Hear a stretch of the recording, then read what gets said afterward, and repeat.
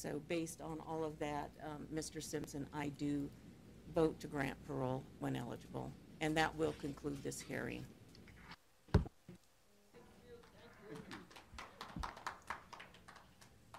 And that is the big news of the day, as O.J. Simpson is granted parole.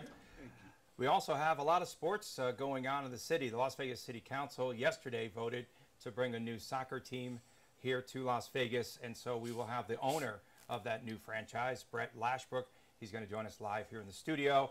Also, let's discuss and wrap up NBA Summer League. The Golden Knights, we've got a little bit of news, kind of quiet on the Raiders front, plus UNLV hires a new women's softball coach. All that's coming up ahead. And the boys of summer are definitely back. Play the song. Rick is here. Hi. Matty Ice is here. John Castanino is here. I'm glad you did not start with the juice is loose. Yeah. Can I tell you, I'm very proud of you to not use the what were you saying? That way John can say it himself. Yes. Yeah, what were you saying? What were you saying on our preview, though? The juice is deuce is. He's out. Don't use that. The juice is out. Yeah. All right. Well, later. Now let's listen. It's a little more original than the juice is loose. So we'll go with that. So let's begin with that O.J. Simpson parole story, aforementioned, and coming up in a short while, Patrick Walker from 8 News Now will be joining us live via the telephone, as he'll be telling us about all the proceedings today and give us kind of an idea of the media frenzy up there in Carson City. So the Juice is expected to be a free man come October. The parole board kept telling us that this was a normal hearing today. It was anything but a normal hearing. So I want to get you guys to each check in, and let's get your thoughts about what transpired today. Well, I guess a few points to start out with. We knew this was going to be a circus, right? ESPN nationally televises it all over Facebook, all over social media. So you know, I mean, it is a circus, for lack of a better way to put it. Just interesting. I don't mean to be critical. Obviously, the state did what it normally does, you know, but maybe dress up the set a little bit, maybe dress up the courtroom a little bit, maybe don't make it look like it's prototypical rural Nevada when it goes up. Just kind of something that I noted. And for the commissioners, again, I don't mean to sound critical, but, you know, buy a new shirt, buy a new tie, maybe look like you know that you're going to have millions of people watching you. Don't wear a Kansas City Chiefs. Kansas City Chiefs tie? Tie. What was that all about? Just really, so I don't know if Nevada put its best foot forward here, but procedurally the state did a great job. Okay, they did? Procedurally, I think so. Okay. I think handling the circus, they did fine. Then when we get to the testimony, you know, the guy would not stop talking. I mean, seriously, just take your parole and walk out the door. Don't retry the whole case. Did he not realize less is more in this situation? Yeah, I mean, apparently you've got to sit there and let your lawyers do the talking. Yeah. Be quiet. Let them speak for you and make you look as good as you could possibly look, and then be on your way. Let them parole you and be done with it. But it almost seemed like O.J. was doing everything he could to bury himself in this case. Yeah, wouldn't stop talking. And again, like the one question that I think he got caught a little bit was about AA. And he was saying previously he didn't have an alcohol problem, and then one of the commissioners was like, okay, well, if you didn't have a problem, why'd you go to AA meetings? And then he just yammered on for 5 minutes about not answering the question. So it was odd, and then my favorite moment, and I'll be done off my soapbox on this, favorite moment is when he said, hold on, I want to get the exact quote, so I'm just scrolling through here. My apologies here. He said that he had never been accused of pulling out a weapon on anybody in his life before. That's what I was going to bring up. Absolutely. Okay, well, there's a little case back in the 90s that, you know, you got accused of double murder, but besides that, you've never been accused of pulling a weapon on anybody. I think the whole thing with this, and to your point, John, about how Nevada handled it, I would almost argue the opposite side of what you said, because I think if they dress this up more than it needed to be, it shows that we're pandering to the whole OJ mania. But I think there's a way to at least make, you know, I don't know if it's I think it dressing the set necessarily. Standard operating procedure to the T. And I think it needed to be that way for Nevada because, you know, I mean, let's face it, was not Nevada that finally got him in jail. I mean, they finally did it. I think, I mean, we could go around and around if we think that the judgment was fair about how much time he initially got his sentence. But it's interesting because did I hear correctly that the judge in the case hasn't spoken about it and can't speak about it because she has an exclusive agreement with A&E to do a well, that's absurd. yeah, So, to do an Tony has the exclusive lowdown on on this it, one. and because the big question is, you added it up to 33 years for him to be in prison, which ironically was the amount of millions that he owes the Goldman. Are you and talking the about Brown Jackie family. Glass, or are you Yeah. talking about the current judge? No, or I Jackie mean Glass. the panel. Yes, Okay, yeah, okay, yeah. And but as far as today goes, I think it needed to be just what it was. I think they didn't need the pomp and circumstance because it was OJ. I think they needed to handle it the right way. The most entertaining thing I found was the afterwards the press conference with his attorney outside when he called out ESPN. I thought that was hilarious. But I thought it was exactly what it needed to be. And legally, it comes down to, are you going off the legal side or the moral side? Because the moral side, the guy deserves to be in prison because he committed double homicide. But legally, Allegedly. he should have been granted parole today, and I think that's exactly what happened. Right. So yeah, to further your point, Rick, about the judge, the initial judge in the case, I try to get guests on my program on the Dasco Effect, little shameless plug. Wow. Okay, Cross-referencing. last night, and everyone that I contacted has either a book, a TV, or a movie deal. So everyone, like, pretty much couldn't talk, from prison guards to anyone, other than we got sort of an exclusive with David Roger, the former district attorney, and the prosecutor, key prosecutor in this case. And so David Roger was on, and I found it really incredible that midway, in case you guys didn't hear about what he was saying last night, I just find it incredible that David Rogers said midway through the case, they were talking about, and there's a picture of OJ, some video of OJ today, but during the official case close to a decade ago, everything was overwhelming. All the evidence against OJ. Hey, you got me. OJ Simpson, his people go to the DA and they ask for a deal. They say, we need a deal. This is not going our way. What do you have for us? State comes back. 2 years. 2 years of, that's it, behind bars for OJ Simpson. So the next day, OJ comes back and OJ says, his team says no deal. And they continue on with the trial, and then the rest is history. But he could be out now for 7+ years at this stage of it. Turn down a deal. Right. John? Hey, we got an interview. Patrick Walker from 8 News Now. He is live for us via the telephone up in Carson City. Patrick, well, first off, tell us where you're at and tell us about the scene right now. Thanks for coming on Sports Adrenaline. Well, I appreciate you having me. Yeah, talking about the scene up here. This is live on the phone. I think this live shot is like number 20 today. As you can imagine, it was an absolute zoo. We have managed, the networks just packed up. The only people left are the Las Vegas and Reno TV stations. So thankfully, we're able to squeeze in a dinner break. We're at one of the local restaurants. But I'll tell you what, 30 credentialed major organizations, including local and national media. You want to talk about a big top in a circus, that's exactly what it was. The parole board facility is just a little strip mall area with a little brown block building, and we had about 2/3 of the building completely encircled with, I would say, probably close to that 30 media outlet limit. Portable TV studios, big satellite trucks, all the way down to little backpack live units with people walking around. It was really quite a scene, and what you would expect with the spectacle that is OJ. Yeah, and tell us about what you guys did at 8 News Now. I mean, I know the local stations obviously were there, and you're still there right now. Did you guys bring multiple crews, or how many people from Channel 8 did you bring up there? Well, it ended up being a 6-person effort. Our parent company, Nexstar Broadcasting, we have a San Francisco station, so they were interested with OJ's Bay Area ties. So they, thankfully, to help us, had a morning reporter come up and then a photographer and a reporter, and we provided a satellite truck, a photographer, I had a producer with me, and then myself.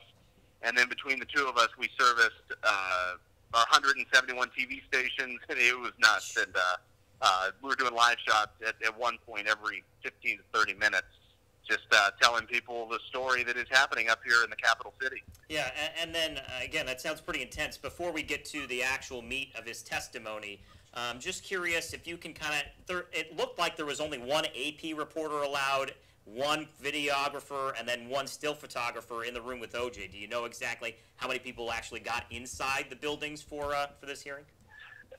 Yeah, so we had a chance to go out to Lovelock yesterday for a time to scope things out. And essentially what they did, the hearing facility at Lovelock is small, and perhaps smaller is the hearing facility here in Carson City inside that little parole commissioner office. But what happened was each site had a pool photographer or two for the television networks to put out the video for everybody to see. There were pool wire service reporters that would send out every 10, 15 minutes accounts of what was happening.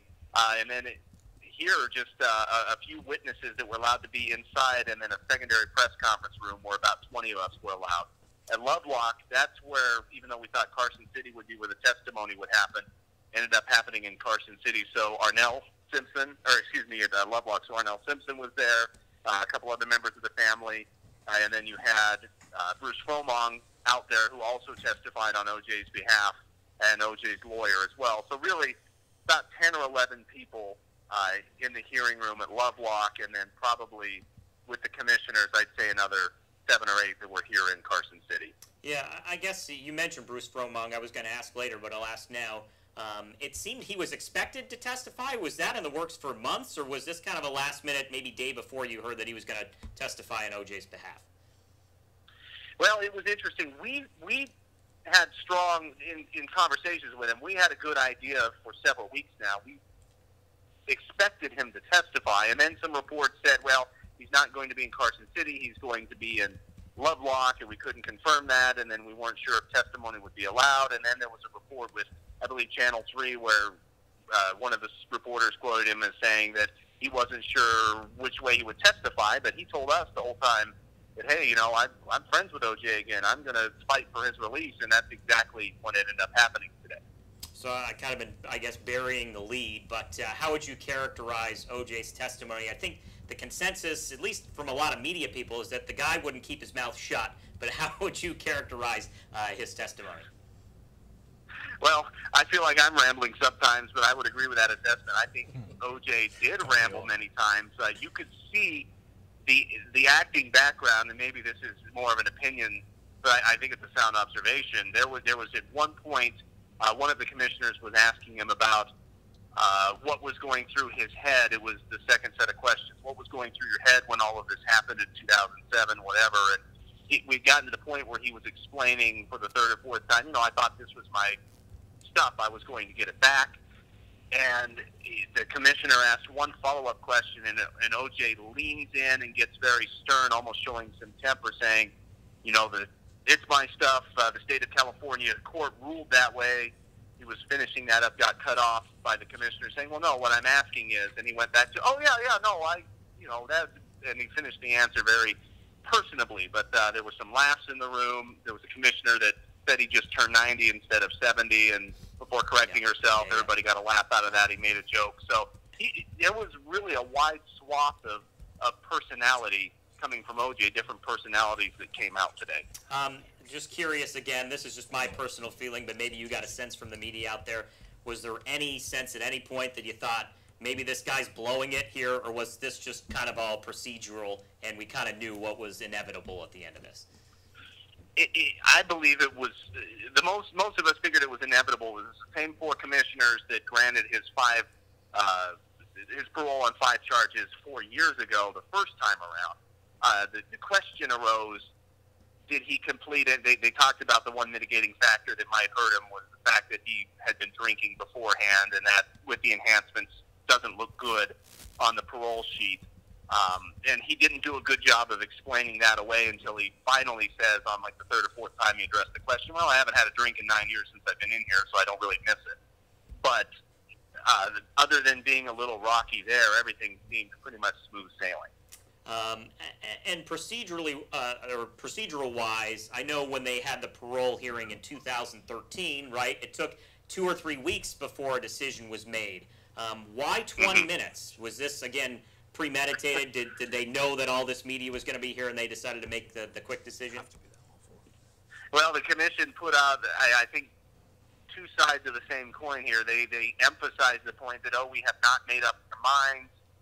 But at the same side, one of the commissioners said, well, we want to get our offices back, so we're going to break protocol a little bit and have a hearing because of the tremendous interest, something back today. They gave us an indication possibly, hey, in 30 minutes we're going to come back and take our first vote after deliberating. As you mentioned, it was slightly quicker than that. And then I believe it took all of 3 minutes to go down the line for everybody to say their piece and get the 4 unanimous votes. Yeah, interesting. The aftermath, all the press conferences afterwards, what did you take away from that? Was there anything that stood out? Well, the interesting thing was at Camp OJ East, as we called it, the Lovelock facility. Yeah. The people out there, OJ's attorney did come out to talk, and in between trying to monitor things and go live, I was catching bits and pieces. But that actually sounded like it had some contentious moments, which to me was interesting. I couldn't quite catch what it was, but the fact in a celebratory press conference that things may have gotten a little heated, that stuck out to me. Back here in Carson City at Camp OJ West, it was pretty normal. A staff member came out and spoke. A couple of staff members talking about the process, how this would move forward.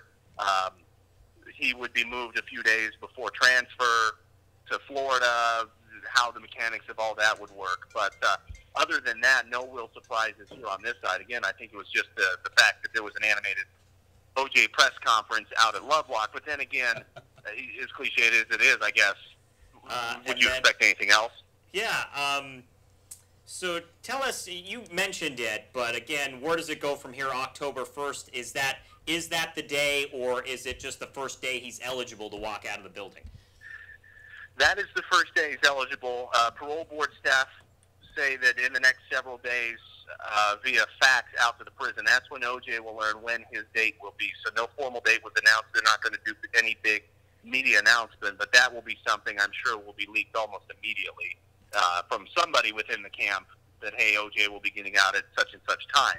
So then once he finds that out, he serves almost all of the rest of his remaining time up to around the end of September up here at Lovelock. From there, depending on where they decide to release him to then transfer him to Florida, which is where he stated he will be going, they would either take him down the high desert in the south, or they would take him to another facility up here in the north to hold him somewhere closer to an airport, or however they would, preferred method of transport to get him out of Nevada. Yeah, and then last question, was there any indication besides him going to Florida as far as his future plans are concerned? A lot of speculation out there, but I'm curious if anybody afterwards kind of gave you a hint as to what he might be doing.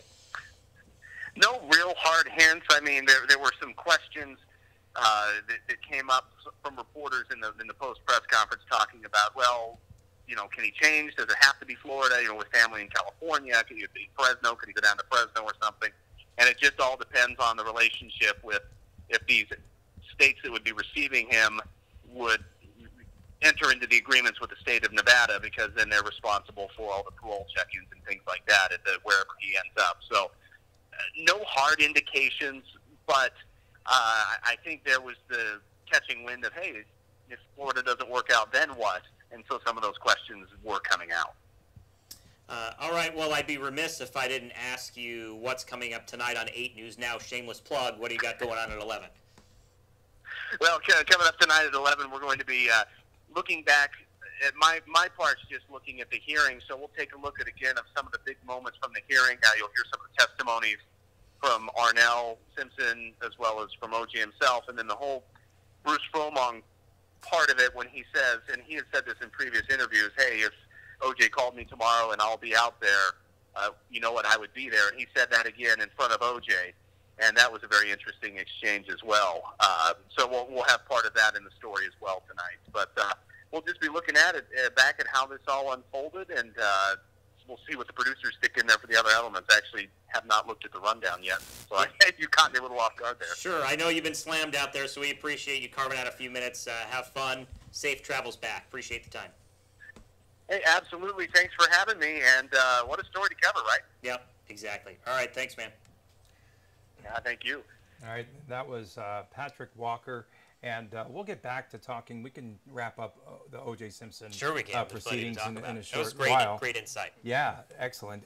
But right now we have a special guest with us in the studio. And yesterday, if you're following the sports news, the Las Vegas City Council gave its unanimous approval for a 15-year lease agreement between Cashman Field and a United Soccer League USL expansion team starting in 2018.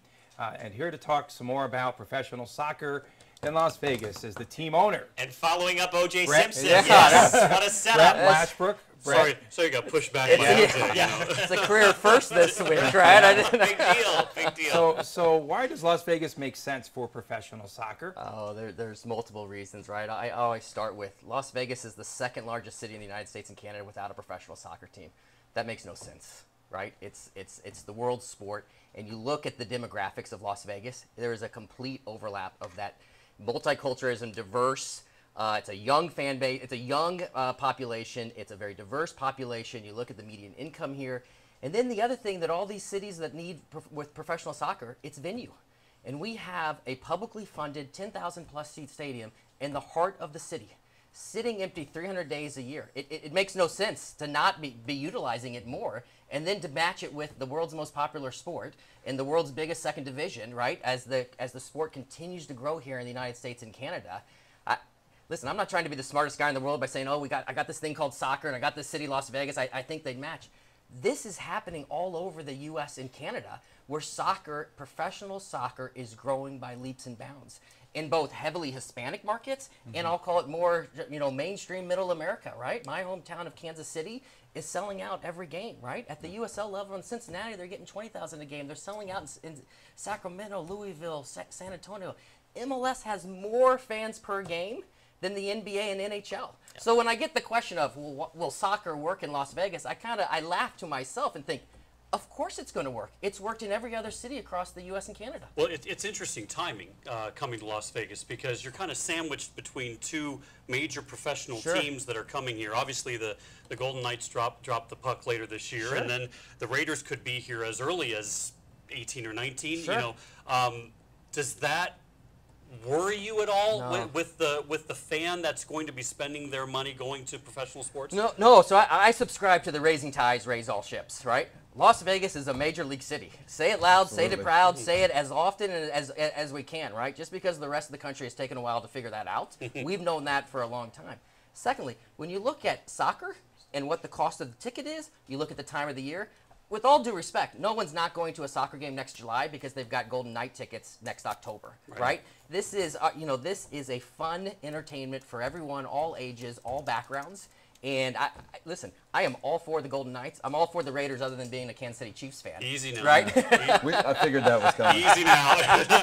Where's your Kansas City? You got a couple diehards sitting right next to you here. That's fight words this end of the Yeah, but I'll just go back to it, right? When you look at the demographics of soccer, the demographics of Las Vegas, the demographics of downtown Las Vegas, man, oh man, what has taken so long to bring professional soccer to this community? Talk about the product. I mean, what kind of product do you see in that people can see? Obviously, it's going to be a much more affordable thing for them to come and see. But from the USL level versus the the top level of soccer that people are accustomed to seeing, where do these players fit in, and what should people expect? Sure. So the great thing about soccer, when I say it's the world's game, I mean that is the truth, right? There are 200 plus. There are more countries registered to FIFA than there are to the United Nations, and each one of those countries has a first division, a second division, and a third division, right? So these players are coming from all over the world, right? And there's not a lack of professional soccer players that would love to play in downtown Las Vegas. When you talk about the level of play, so United Soccer League is the largest Division II league in the world, right? We'll be its 33rd club.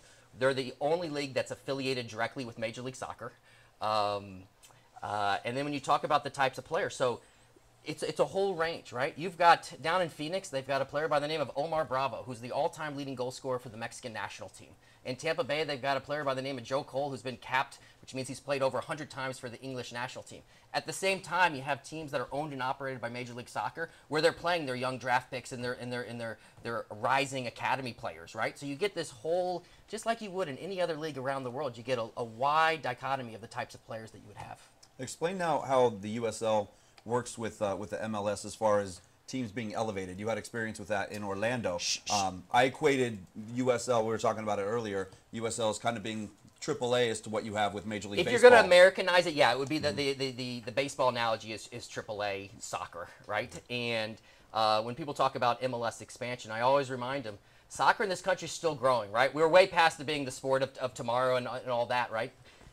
Soccer, Major League Soccer has 23 markets currently, right? When you look at the NFL and the NHL and Major League Baseball, they're in all 30-plus markets. So as MLS continues to expand, when you look at all the American big league sports, soccer is the only one that really has that growth potential. And as a result, as Major League Soccer is looking to expand across 50 different markets across the U.S. and Canada, one of the ways that it's found is the best indicator of future MLS success is how do they support the game, right? So 6 of the last 10 MLS expansion teams have come from USL. Right? Because MLS is looking for those communities to demonstrate its support for professional soccer. Of the 4 teams that went straight to MLS, they were just created as a new team in MLS, they were all top 10 markets. It was New York City FC, LAFC, Atlanta United, and Philadelphia Union. So if you look at Las Vegas as the 40th size market, right, this is the demonstrated path to get to Major League Soccer. The exact same path that Orlando City took, the Portland Timbers took, the Seattle Sounders took, the Vancouver Whitecaps took, et cetera, et cetera.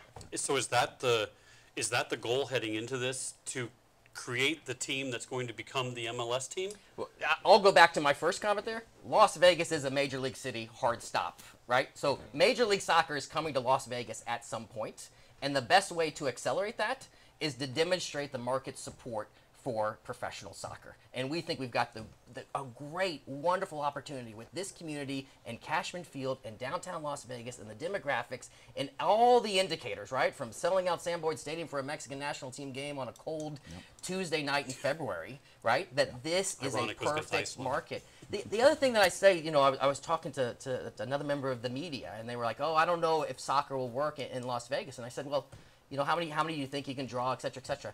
I said, well, Reno draws 5,000 a game.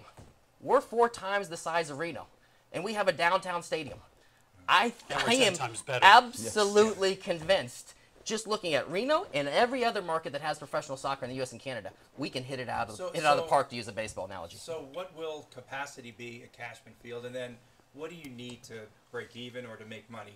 What crowds are you anticipating here in your initial season? We are the secondary tenant to the Las Vegas 51s. The Las Vegas 51s may stay as the primary tenant at Cashman Field for as long as they want. It's not a secret that they're looking to move, but as long as they're the primary tenant, we would be capped at approximately 10,000 capacity. Which is the capacity is of the current capacity of the baseball stadium. If the 51s were to leave, we would have the opportunity to go to the city and add additional seats, suites, concessions. So you won't add additional seats on the other side to We will have some on-field seating on that side, but it will all be temporary in nature. If the 51s were to leave, we would have the opportunity to build permanent seats and make it a 3-sided 15,000-seat stadium. How much room do you have on what would be the right field fence? How much room do you have from that right sideline to the fence where you can add that temporary seating? Well, that's not really the question. The real question is you can take that wall down, right? You've got a huge parking lot out there, right? So you've got all kinds of real estate in which you could play. What's great about Cashman Field, right? The soccer aficionados out there will say, oh, you're playing at a baseball stadium. I get it. But go look at Cashman Field. It's the only baseball stadium in the world that is a square. Yeah. I don't know why they designed it that way, but man, oh man, aren't we lucky, right? So usually you have a rounded fence in the outfield. Here it's a square. Yeah. Usually around home plate, you've got a kind of funky, obtuse shape. You don't have that. So under FIFA rules, every soccer field can be a different size. The maximum it can be is 80 yards wide and 120 yards long. We can fit that perfectly along the first and third base lines. Interesting. And in the past, when they've played soccer at Cashman, they haven't moved the pitcher's mound, right? So you're playing out in the outfield on a narrow field with as much baseball dirt, you know, not being sodded over.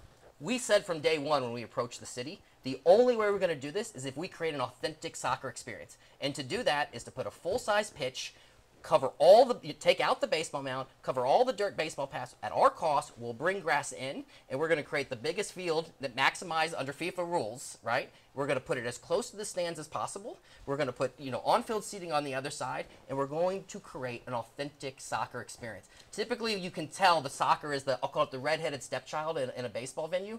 We are convinced that we can make it feel like an international soccer event. We just went through an expansion draft with the Knights. Sure. Saw how that whole process played out. This is an expansion team. You're not moving a Absolutely, team here. correct. So how does that work once you get there? You're going to have sign-ups and people to come try out, or are you going to have something similar to the major league sports where they do have, you can pick from other So teams? it's different. It goes back to another thing that I said previously. Every I'm not country paying in the attention, obviously. every country in the world has professional soccer leagues in second divisions, in third divisions, and fourth divisions. The international player pool for soccer is vast. With the Golden Knights, they're selecting from only 30 other teams. Right. We're selecting from 1,000 teams. Wow. Right? So there isn't an expansion draft per se. It is an open, capitalistic market worldwide. That point being taken, Yeah. the best players are typically on teams now. So are you able to negotiate with players to bring them in? Yeah, that's the and- beauty of soccer. You can have transfer fees, you can have loans. Players are moving across the countries at all times, right? It is a very, if you follow the international game, right? We're in the silly season right now of international transfers and how much teams are paying for different players. It's the exact same thing at the USL level. Teams are buying and selling and loaning and trading players at all times.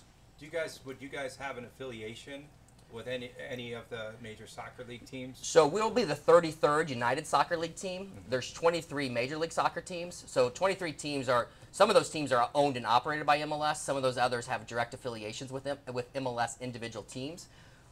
We don't know yet, right? But 10 of the USL teams have an affiliation with the league itself, which allows all the teams in MLS to be able to loan players back and forth between it. So as soccer has evolved in the U.S. and Canada over the last 5, 10, 15 years, right?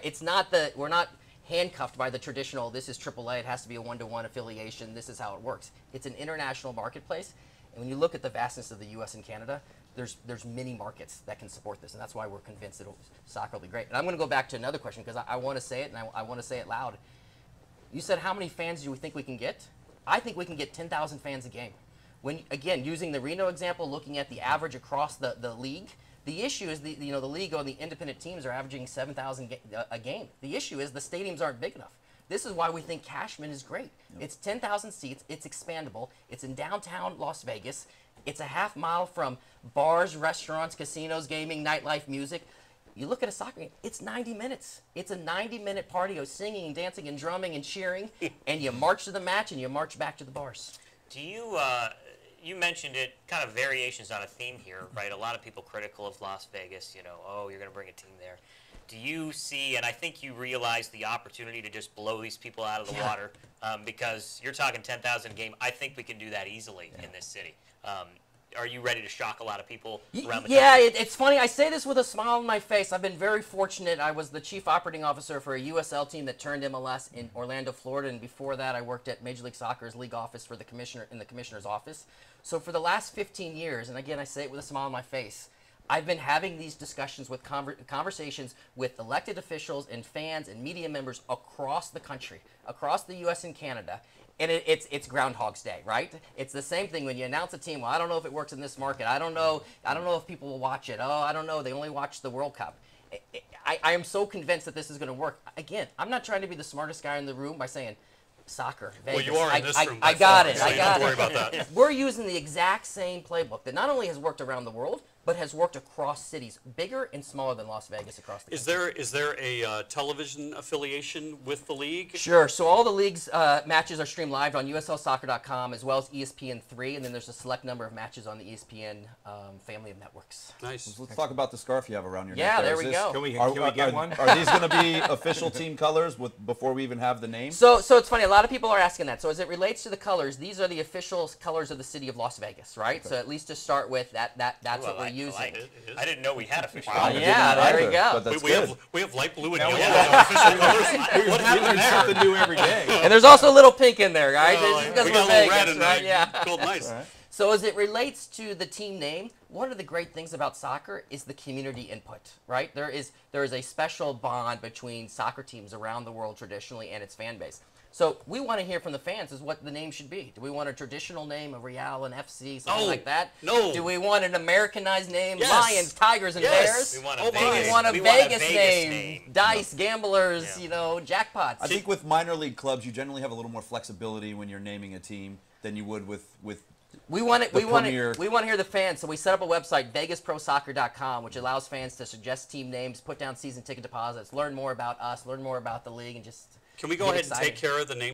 We just give you some Silver Tigers. MIZ. ZOU. That's right. I like Aces, and I know that's simple, and I thought the Knights should have been named the Aces, and I know we have a team in Reno named the I Aces. know. We but don't I talk think- about them. I think Aces is you link it with Nellis, and you link it with obviously the Aces Yeah. on the cards, and I think that's a great tie-in for the city. With Nellis, I've always liked Thunderbirds. I've always liked the Thunderbirds name. We got a couple suggestions: Desert Storm, Nightmare, Coyotes, Yeah. things that are a little more Vegas I centric. like the Sandstorm. The Sandstorm. So I'm going to share a funny one that we got Sounds today. like a that fifth-grade soccer team. Did you, You see got my some of other these submission. names Yeah, on here? I got Do you you. see No, no, some no, of the he- names on here? He got my submission. I My got- favorite one is the Rochester Rhinos. That's a great name. We gotta have fun with it. Well, if it's Vegas, it's the Las Vegas Spearman Rhinos. So I gotta do a funny one that'll tie in from the first segment. Someone suggested today that we call ourselves the Vegas OJs, and we Yeah. have Palace Station as the jersey Yes. sponsor. Oh, So there if we Palace go. Station is listening, Yes. Well, if they you want to want be our be there jersey for game one, sponsor. you'll be out in time. If you really want to go Vegas, you call them the strippers, Yes. as in people from the strip. Yeah. Sure. I don't know what kind of marketability we'd have with Is that it, one. I don't know if you mentioned this already, Show's but getting away February from of us. next year. February of next year, we'll start playing exhibition games against Major League Soccer teams. The regular season will start in March. We'll play through October, and we are going to create a party, right? How many games is the regular season? 16 regular season games plus preseason. There's international exhibitions. We think we'll have about 20 home games at Cashmere next year. And I'll just say it again, we're going to create a party. It's going to be different than anything else that you experience. Singing, dancing, ole, ole, ole. And fans could put down a $20 deposit. On VegasProSoccer.com. Okay, how much will tickets be? So the average ticket price will be $15 to $20. We'll release that in the coming weeks. But Okay. again, you look at the average ticket price of what a USL is versus other options in the community. We think it's a great fit for this demographic. And you'll have an official announcement coming up in August, right? Correct. Yeah, we'll work with the league office and other elected officials to make a. One more question, if I may. And Absolutely. I'm going to, whether they say I can or not. Let me interrupt you. How He's playing the role of important John to you tonight. is community involvement? Because obviously, youth soccer is enormous in Las Vegas. I can speak from experience. Sure. I coached my twins soccer league for 18 seasons, and with UNLV and their You're a good man. and their prominence, now in their conference, and they Yeah. both made it to the NCAA tournament this year. How involved do you want to be with the community, with the different entities of soccer that we have already? So it's two questions. With the community, we want to be heavily involved, right? When you look at soccer teams across the league and across the it's part of the DNA of really getting out in the community and really making a difference and having these guys volunteer and do all kinds of appearances. As it relates to youth soccer, our view is very simple. Rising tides raise all ships when it comes to soccer. We want to support the local soccer ecosystem, right? And there's a pyramid of rec soccer, youth clubs, amateur, college, pro. We're playing in the pro space, right? There's been a vacuum in this market, and we're filling that vacuum. And through that, we're going to have an umbrella. We will support all youth soccer. An offer to one is an offer to all. An appearance to one is an appearance to all. Anything that we can do for one league, we'll do for all leagues. We will not have our own youth league because we want to be additive to the current ecosystem. Have you yet, or do you plan on in the future getting in contact with Bill Foley and people within the Raiders organization and working with those teams within the community, being the third now pro franchise in the We're city? absolutely open to it. Again, that's the third time I've said it. Raising tides raise all ships, right? The more that sports is a driver for change, right? Sports is a positive thing. Sports is a powerful, powerful tool. And the more all of us and UNLV and everyone else in the 51s can go out in the community, that's a positive. You also, I guess, are going to be hosting other events at Cashman Field as part of this lease agreement? Like what? Other soccer games? Yeah, or does other it soccer extend from games. there? We think we can do a lot with Major League Soccer preseason exhibition games. We think we can do a lot leveraging the Las Vegas brand. There's teams all over the globe that love to come to the United States for preseason training in the summer. And we think there's no better place than Las Vegas to be able to do that. There's some other opportunities in the postseason. We have a lot of summer here. To bringing, yeah, we got great weather. There's a lot, and the international intrigue, right? And again, this market has just been waiting for someone to take it by the horns and put professional soccer. What's And once the you have season the length? team, you can now put all these ancillary events. What's the season length? Preseason in February, season starts in March, goes through October, championship game in November. Nice. December is the championship parade. Perfect. Right down the strip. Yeah. Thank you very much. Thank for you very joining much, us. guys. I That's appreciate great. it. Awesome. Yeah, Very- MIZ. Very excited. We appreciate Good it stuff. very much. Yeah, thanks for getting us. and wrap up the O.J. Simpson? Or do we want to go to Oj? parole? Well, I thought Patrick did a great job of setting the scene. Again, giving us a snapshot of the circus and the two different scenes that were 100 miles or so apart between Lovelock and Carson City. And just everything was typical, I guess, procedurally, but everything was atypical, right? So we're kind of, again, dancing around that same theme where we knew it was going to be a circus. OJ kind of screwed it up, kind of surprised a lot of people with him talking so much, but nothing's been typical for OJ, and I think Rick was mentioning this beforehand, but it's, you know, third time that OJ has captivated the world, right? The first verdict, the second trial, and then, well, the second verdict, I guess, and now him being released from prison. It's amazing how a 70-year-old man can do this. A 90-year-old man. Yeah. But I wanted to ask you guys this, because OJ just kind of Let's glossed get over older. it as well. How can OJ go back into the public and handle, they asked him, can you handle public scrutiny? I mean, he's been behind bars for almost a decade I think he's now. full of crap when he says he's going to sit around and do nothing. I can't remember how he phrased it, but he's full of crap. No, you know? he's back to being egotistical. Yeah. You can, OJ. You can sense it. You can I see mean, it in he the program. suddenly had this swagger when he went into the courtroom today, right? Which again, I'm shocked it didn't cost him. He basically went in there with that bravado, that attitude, that I'm untouchable, O.J. Simpson kind of swagger, and again, how did that not cost him?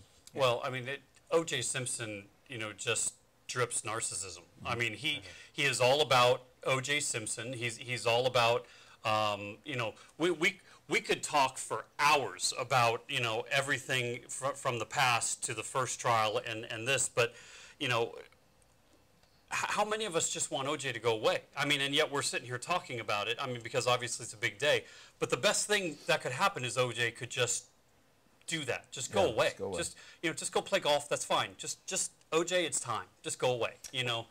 I know that he's going to get 25 grand a month, I think it is, from the NFL. That's his pension. How much do the They don't They don't can't touch get it. a penny. They can't So that's touch his the pension. They That's can't touch protected. that. So Yeah. he will have money. So he- beyond that, what his earnings you could be can like. just bet that if there's any book deal or any movie deal or anything, he's going to arrange something so that he doesn't get paid. Correct. You know, at Maybe least cash. straight up. Maybe cash under the because table. because if he does, that has to go And- towards the civil settlement. And the attorney for the Goldmans yesterday said October 1st, OJ gets, if he gets out, and he gets paroled. October 2nd, we will be at OJ Simpson's door trying to collect money. And you said it was about $30 million from that civil suit trial. It's now, with everything that has escalated, up to $50 million now. You know? Well, and to me, here's the and maybe this should be reserved to a final thought. I don't know, but here's the sad thing from my perspective, is we as a society have been so captivated with all this OJ stuff, and what we forget in all of this, that every time O.J. Simpson's name comes up in the media or comes up, you know, talking about the old trial or the great big 30 for 30 thing that was done, which was really well done. But every time all that comes up, we forget that the Goldman family and the Brown family have to relive everything all over again. And you saw today on all the major networks, they were all talking to Nicole's sister, they were talking to the Goldman family, and how much does these families have to suffer because of the actions of this man, and they have to keep being brought up, and that's the tragedy in it, you know, for me, beyond the fact that he got away with a double murder. Well, I wanted to bring up that last point, and you just jogged my memory about OJ's daughter. Can't remember her name off the top of my head, but obviously she testified today. First thing she said, "This has been really hard on us," and that kind of statement makes me want to throw up because it's selfish. And it just shows you, again, how about yourself you are. OJ's that kind of person, obviously his daughter. And I mean, sure, they've been through pain, but you're talking about two families that have been devastated, that he certainly was tied to that. You're talking about, you know, going to jail for armed robbery because he committed the crime and was convicted of the crime, and yet the first thing she says is that it's been really hard on us. Oh yeah, well, what about all the other thousands, or, you know, I mean, close-knit families and all the other people that OJ impacted? She didn't mention that at all, so that makes me sick when I hear I that like kind that of crap. OJ had said today, he said, I'm going to move to Florida to be with my family because you don't want me in Nevada. And you know what? Yeah, You're right. later You don't tonight. want him here. We don't. That's it. That, I think, wraps things up. Let's move on to some other sports news that we have going on in our fair city. We could take a look at anything that's happening in the knighthood. We have a name. Wait, you gotta. The name you gotta, for- when you do it, you gotta go knighthood. Only you do that, I think. Yeah, why do Do we that have again. You were, knighthood, you were off camera yeah. there for a second. Matt, We have a name for our practice arena. Looks naming like rights, right? Naming rights going to be City National Arena, it looks like, which is obviously a bank. They have 4 locations in the Valley, subsidiary of Royal Bank of Canada. So it looks like they're going to be putting forth the money to... And this is Sinbin reporting it, Sinbin right? reported Has anybody this. else said it, or are they're on top of it? Foley said it Yeah. wasn't confirmed yet. He made sure to throw that caveat on there, so I think they're just waiting to make it official and put that Sinbin's announcement. on it. Sinbin reported. And that's, what did you say, a $25 million That's facility? that's the cost of the facility, the Yeah. practice facility. Wow. And I went, so naming rights had to be pretty expensive anyway. 6 figures, at least. Yeah. Well, at least 6 figures. I don't think it got to 7 for the practice facility, but you never know. It is the NHL. Yeah, and it is a bank. Also, the 3 top picks for the Golden Knights are now under contract, which is good news. It's great. Yeah. And it's interesting as we continue to see people come in and then quickly leave again. Welcome Marcus Kruger, and then goodbye Marcus Kruger, and But at the revolving same door. time, George McPhee is doing a masterful job of getting more and more draft picks stockpiled. And in the hopes that maybe not, obviously this season, but as we head into next season, and people see that this could be a destination place for players to come, that they could sign some pretty big free agents in the next offseason, or make some good trades as well. I think year 3 is still their target. I think that's when they want to get serious. That's what they're building towards. A lot of these guys like Suzuki and Glass and Yeah, Cody Glass signed, Nick Suzuki's Right. now under contract, and Eric Branstrom. And those guys are all 2 or 3 years away still from being on the big club. So I think they're building towards that. Year 3, year 4, that's when you want to make an impact. You want to be in the playoffs. You want to be making a run towards the cup. I get it. I agree with both of you, but still at the same point, we talked about this briefly last week. Where are the banners? Where are the pictures on the buses? Why am I not more excited about the puck dropping in October? I don't see any branding around town for this team. Whoa, we're well, going into the marketing realm. but, Tony? What did I tell you who's months gonna ago? be there or What not did there? I tell don't you? care. Put the draft picks on the side of a What bus. did I tell you, Yeah. though? Months ago, we could see Right, this they don't have a going. chief marketing officer, Yeah. we know this, We but could still, see this I want to be a happening. little bit more fired up about this team, and I want to see some faces, and they're not doing it. And you're only saying that, again, because you care, because I got Right. in a little bit of trouble Right. because of some statements I made on a podcast, on the Sinbin podcast, for being a little critical about the marketing approach. And Everybody loves you, it's Tony. still- I don't know what you're talking But you about. weren't wrong. That's the thing, is you weren't wrong. It's still Everything quiet. you said was spot Like, on. I mean, like not. It's more than just your billboards and your signage Again, around we're the less city. than 3 months away. But we're here. It's time. It's Well, go time. what we need is and this is coming from a Raider fan. We need to see more Knights right now than we do Raiders. Yeah. And we see quite a bit of Raiders. I'd love to see some billboards and more banners. I agree, absolutely. We're only 3.5 months away from opening night here in Vegas, October 10th. So Right, well, the preseason They need to starts be in on it. September, the end of September. I Right. mean, so you're talking about, again, less than 3 months, and I haven't seen anything out there. No digital billboards. Maybe I missed it. I don't drive a lot on the freeways. My commute's kind of short. But even throw the logo up there and just say the Knights are here, something it like that. should be everywhere. Yeah. It should be everywhere. Let's go into NBA Summer League. I think was next on our list as it wrapped up another successful run here. Yeah, in it was Las just Vegas. announced before we got on the air that Lonzo Ball won next year's MVP. Yeah. Already, so- good for him. Yeah. And Hey-o. I'm going to LA tomorrow for the Summer League Championship parade. They're going to have. Yeah. Ticker tape Yeah, parade hanging that they're banners? having it. All right. Did tomorrow in weren't they LA. rioting in the streets? Wasn't there something that they did? They had some great Yeah. great The fun with Lakers that. are back. But why would Lonzo Ball be named the MVP, number one? First of all, he wasn't the best player I saw. Dennis Smith Jr., I think overall was the best. You and I were talking to Fran Fraschilla about that, Yeah. and he thought the same. But Lonzo Ball shot 38% from the field, 24% from behind the arc, and and then it's well orchestrated. I went to the final game, and they hand him over, the MVP trophy Before the game. right before the game that he's not even playing. He misses 2.5 games. Come on. Well, I'll say this where he was the MVP, because this was the highest attended There you go. summer league in history. And that can not solely, but that a lot can be attributed to the presence of Lonzo Ball. And Laker fans were out in droves, and it was quite a spectacle out there to have all that. And from that perspective, he was the MVP, and he had some of the top moments of the league, and that was great. I think it's kind of silly to have a trophy and all that stuff for guys, a bunch of guys that most of them won't even essentially practice play. games. Yeah, they're basically. But what it was for Las Vegas was fantastic, because it was 2 weeks, better part of 2 weeks, where the eyes of a league were right here on our backyard, and once again, Las Vegas did a great job with it. And then next year, you think about, I'm pretty sure next year, but Team USA will be back, right? They take off the first year after the Olympics. There's no training camp. Then they might not have the superstars next year, but certainly a lot of NBA stars will be in town. Right, piggybacking off the Summer League, the attendance number, 127,843 is a record. But I think Lonzo wins MVP. I think it's the media that votes on this, and it's media being wowed by the fan presence. It's and a lot like a fight in somebody's hometown. It's people being swayed, media members being swayed. Let me ask you guys this, because of the popularity of the NBA Summer League. Did they expand it now to other venues? We saw the MGM Resorts International name as the title sponsor, and I'm sure they want it on their property. They certainly could.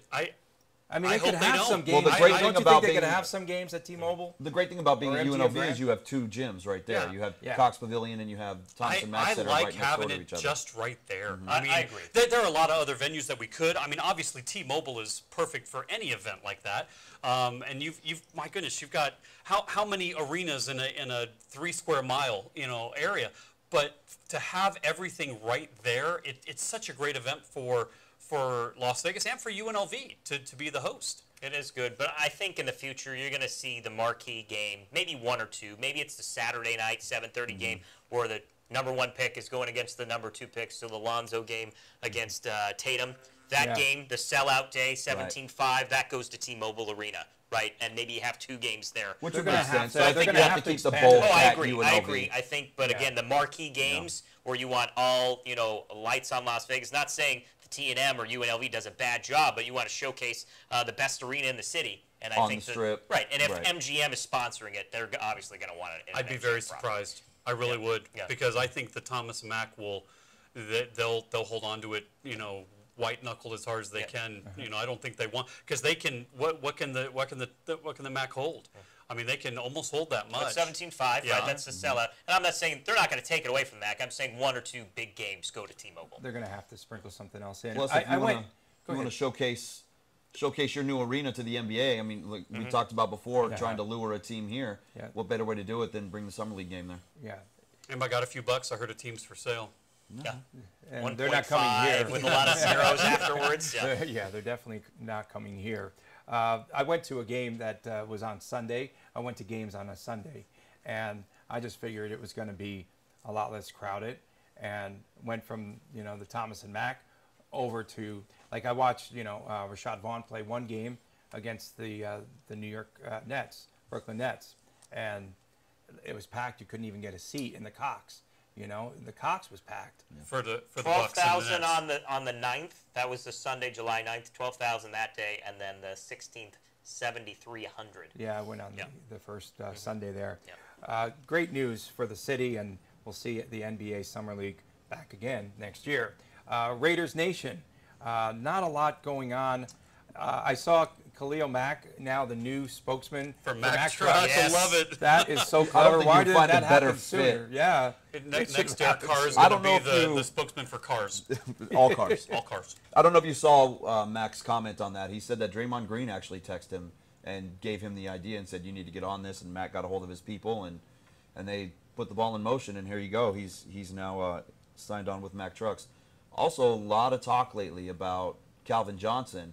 A lot of rumors coming out about whether or not, whether or not the Raiders are going to try to work something out with the Lions. I don't know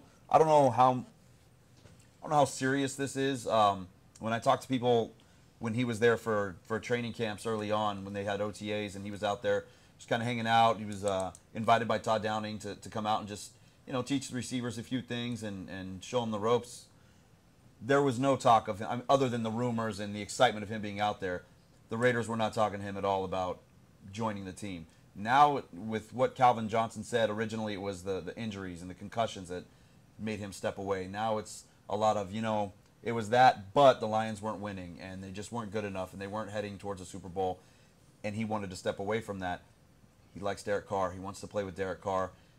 Where there's smoke, there's fire generally. We'll see how far this goes. I don't know if it's going to be too serious, but I'll tell you what, after getting Marshawn Lynch away from Seattle, it'd be something else to see Megatron don the silver and black. I tell you, as a long-suffering Raider fan, it brings back a lot of hurt feelings when I hear Calvin Johnson, because who did we take before him? Yeah, they took Jamarcus Russell one pick before him and set him back by a decade. Yep.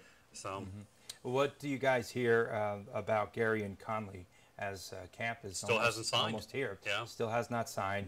Still could be charged any day now in the sexual assault case. But I guess they're having talks from both sides.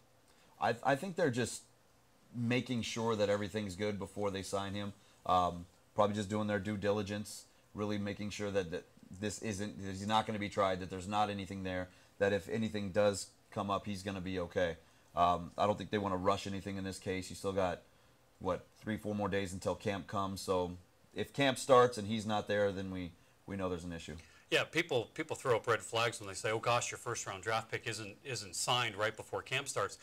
But that's well said. The Raiders are doing their due diligence to make sure that everything is as it needs to be before they ink him to a deal. So, and that's smart. It's Reggie McKenzie knows what he's doing. Yeah. He won Executive of the Year, GM of the Year last year, right? And I think worth noting, point you made, and I think you broke it, Raider Image is coming to Town Square. So we wanted to mention that again if you guys hadn't heard that last week, but the team store for the Raiders is coming to Vegas. We don't know when, but it should be sooner rather than later. It should be this weekend. Needs to be. Yeah, be nice. Season's coming. Get that gear out there. Let's move forward to some UNLV news. On the campus today, an announcement that there's been a new women's softball coach hired. Christy Fox, a top young coaching talent, is how she's described, comes from UT Arlington, where she was successful, and a native of San Diego, and also a University of Arizona graduate. Well, she won 2 national championships there. She took UT Arlington to the postseason for the first time since '03, I think is. And it just shows that Desiree Reed-Francois is moving things in the right direction at UNLV, because they have to put winners in place to be able to turn these programs around. And I like Coach Dodd. I liked her a lot. But UNLV also hasn't been to the postseason in the last 6 years. So I think it's a good hire. I think it's a hot young prospect for a coach. She's 31. She's proven, and you need to bring not just football and basketball back up to where it needs to be. It needs to be across the board with a lot of these sports. And you can see from this last season, volleyball makes the NCAA tournament. Both soccer teams make the NCAA tournament. We got to get softball and baseball on the right track. So, and there's lots of talk this past week about Tim Chambers as well. Because a lot of grumblings that people are saying that maybe he should get another shot, as UNLV head coach. Nobody knows baseball better in this town other than maybe Don Logan than Tim Chambers does. So it'd be interesting. Yeah, that was the point I was going to bring up. Is I think baseball is the next, Stan Stolte. I think this is his 3rd year he's entering, and granted he came in at a time of turmoil with Tim Chambers leaving and him having to take over. I think this is probably a make-or-break year for him, and maybe that's what Desiree Reed-Francois is thinking. He hasn't been reassigned yet, so we'll see with that. But on paper, this is a great hire. Lori Harrigan, though, is a name I always, bring up, especially when it comes, to UNLV softball. Oh, you're a fan. Not sure. I mean, you've got a gold medal Olympian, 2-time gold medal. Maybe it's 3. 3-time. 3-time gold medal Olympian who lives in Las Vegas and went to UNLV and just was dominant in her sport. And never hear her name brought up. And this was before Lisa Dodd was hired, but I met with her and chatted with her and said, "Did they even reach out to you?" And she said no. So I don't know. That's a past administration. I get it, but I don't know why she wasn't called, or maybe she was, and we just didn't hear about it. The British Open is going on, and we have some UNLV presence there. Today, when I woke up this morning, Charlie Hoffman made the first eagle at Birkdale since 1983. Say, he is the best day one major Are you player. talking albatross? Eagle. Albatross. Right? An eagle. Yeah. Was it? Yeah, it was an eagle. Okay. Sorry. First eagle. Yeah. Albatross. That's 300. Yeah, that's 300. Yeah. No, it was definitely an eagle. But did you see his facial expression? None.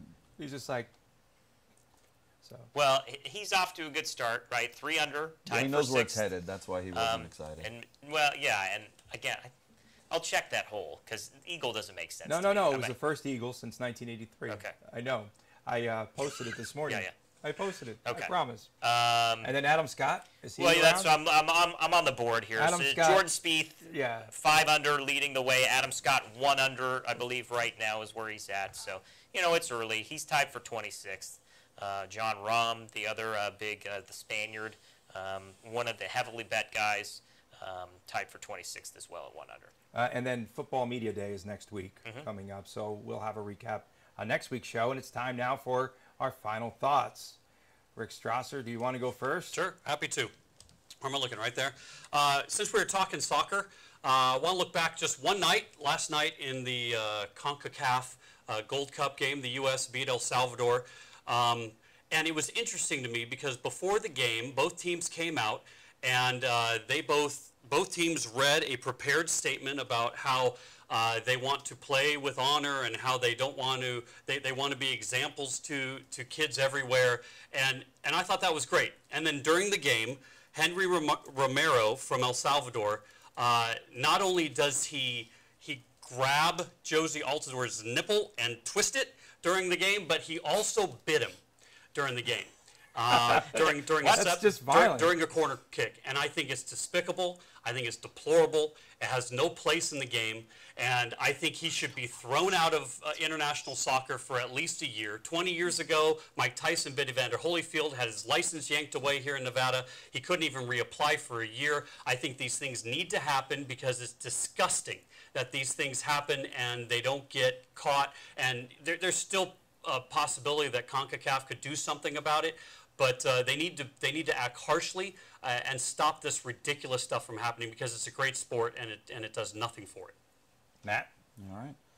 Real quick, want to give a shout out to Tommy Gunn, one of our loyal fans out there. Thanks, he's Tommy. a little irritated about no baseball talk because his Braves are currently beating the Dodgers right now, which nobody has been able to do lately. No. So it's 3-1. It's early. I'm going tomorrow You're night. fine. Tell them It's to all slow right. down. It's all right. They need to win tonight so they have the win streak. Bottom third, 3-1 Braves. Let's go. We got time. Tony, it's not your final thought. But to stay on baseball, I want to tell Joe Girardi to shut up. First of all, because he's a Yankee. Second of all, because he's been a loud voice with this head first slide thing going on in baseball because guys are sliding head first into home plate, into second base, into third, and there's been some random injuries lately. This isn't like football where guys are slamming into you. This isn't where you need to protect guys from getting hit in the head from somebody else. A head first slide is on your own volition. This is something you want to do, sliding into a base. If you take that rule away, you're taking away a tool that a lot of these guys have to be safe in these stolen base situations or coming home on a throw from the outfield. It's not somebody else inflicting any kind of damage on you. This is something that you're doing on your own. So Girardi, stay away from it. Let guys slide how they're going to slide. If they're going to be stupid enough to keep their hands out there and let their fingers get broken on a base or a cleat, that's on them, on nobody else. I never really have a final thought. I guess I just spout everything Okay, during moving the show. on. Tony. Cubs, 6 wins in a row. Now the obnoxious Cubs fan in me will start coming out as long as they, of course, keep winning. They are in the playoffs right now. They're a few games ahead of the Braves for the first wild card spot. So the Cubs are back, and I just want to mention it because we need to mention it. Mayweather, McGregor. I just wanted to say it. It's still coming. Really? Sorry. Did you have to kill the show with that? That's it. Terrible. My final thought, again, goes back to the NBA Summer League. And you mentioned the attendance. It was 127,483 fans. We like sports. That's pretty amazing. The entire NBA world was here in Las Vegas.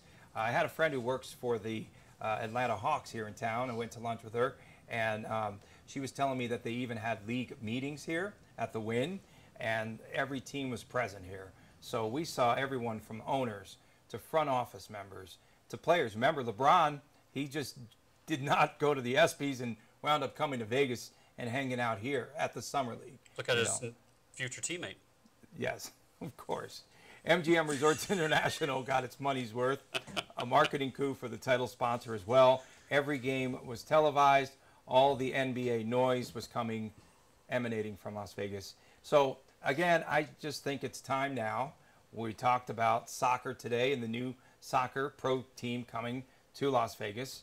We've been talking about the Golden Knights, the Las Vegas Raiders. It is time now for the NBA to make some moves. Commissioner was talking about gambling and his acceptance over the past week. Let's get a team in Las Vegas. I think Las Vegas and Seattle should be the next two teams to go into the league, expansion teams. Let's do it, and let's do it now. So that's it. Pro City. All right. I had to do my final thought rather quickly because Rick's pointing to his watch. A wedding to get to. All right.